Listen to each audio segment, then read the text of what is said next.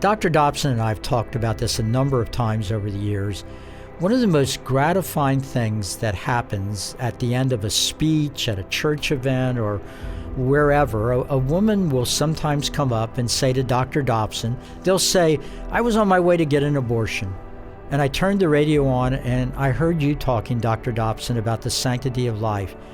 And I pulled over to the side of the road and it changed my mind."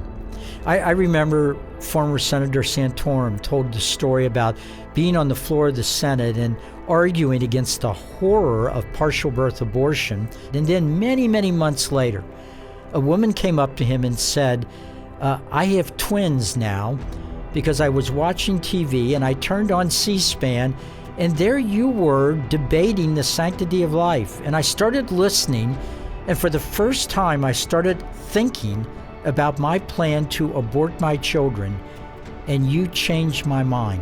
Over the years, have you ever had women just thank you on a very basic level that you helped them see the light and they ended up choosing life? I have had some of those situations, but I have also prayed for some of those. But the one thing I'll just say on that level, though, that now is a constant consolation, should be to you, should be everyone listening, everyone who's never heard somebody say specifically, "You saved a life and made a difference in my life," takes such consolation in that 60,000 children estimated are living now that would not be living had it not been for the overturn of Roe versus Wade.